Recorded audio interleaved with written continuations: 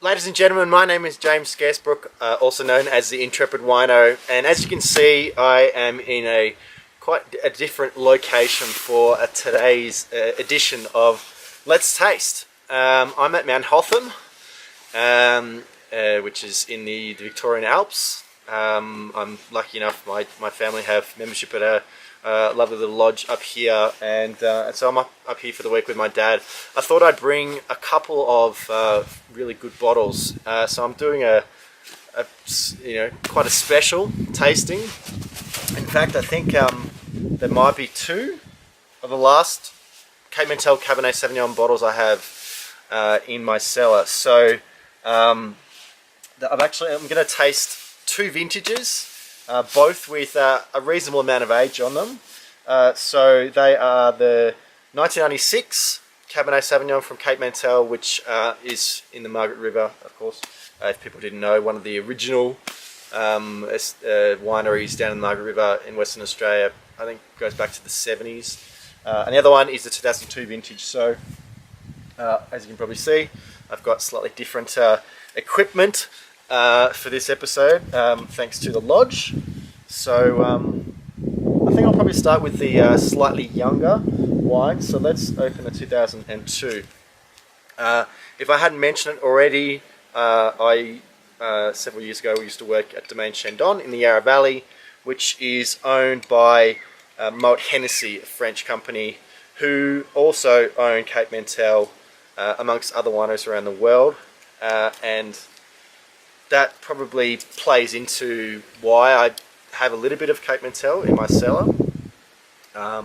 But Cape Mentelle is one of the kind of most associated names with Cabernet Sauvignon in Australia, and has consistently been considered one of the best producers in Australia, let alone Margaret River. I believe current vintage goes for about $80 Australian. So I've left these to rest for a couple of nights, so the sediment should be down towards the bottom of the bottle. So this is the 2002. You can see that, well, if you can see, the labels are slightly different, and I think they're even different for more recent vintages. So still carrying a lot of colour. It still looks, it doesn't even look sort of more than 5 years old.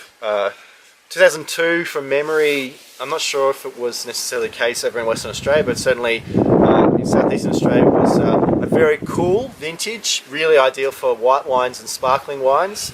Not considered to be a great red wine vintage, but the way that the colour's still holding up, it looks pretty solid. I think, yeah, I'm already smelling the influence of that colder vintage. Still very leafy. It's got that kind of eucalypt character, which is very, very typical of Margaret River Cabernet Sauvignon. It's, herbal. It's starting to pick up some maturity. It does have a slightly sort of dry leather kind of the fruit is quite subtle for now, but it's still very aromatic. Let's taste.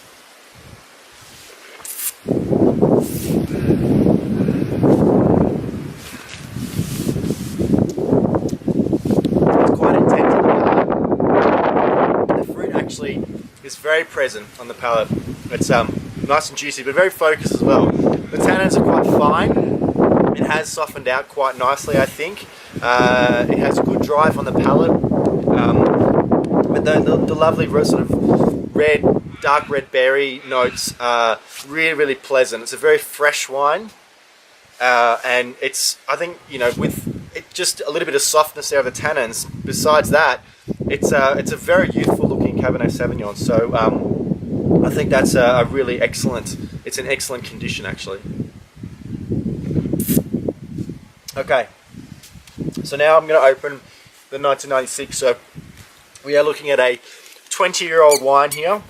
I think both of these bottles I did buy on the secondary market, back when I was trawling through the Langton's auction website, looking for iconic and collectible and cellarable Australian wines, and I was particularly looking for wines that had a bit of age on them, because I was at the time very, very interested in trying older examples of wines to sort of see how wines evolved and changed, and which Australian wines sort of could stand to the test of time.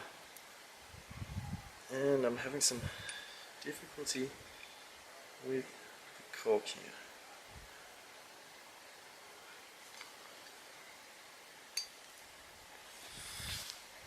Okay. Ordinarily I would have a special implement with me, which I like to call cork forks, and I didn't bring them this time, which was a little bit silly. I actually brought these bottles at the last minute.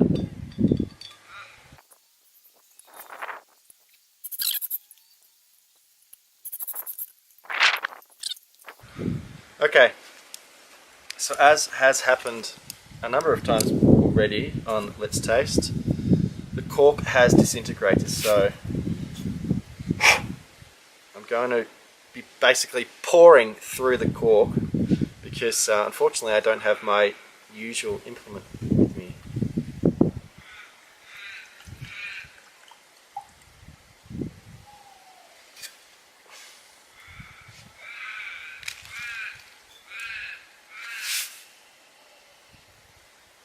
Okay, so the 96 is significantly dustier.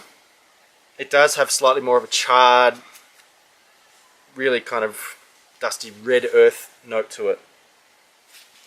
It still looks quite good. Like, you know, there's still some nice herbal element in there as well as some really, really subtle fruit. We're talking like 96, I think, was a reasonably warm vintage. It was a really solid red wine vintage, so I'm seeing darker berries here, and I'm moving into more blackberries, that kind of thing, rather than red berries like I did in the 2002. Let's taste.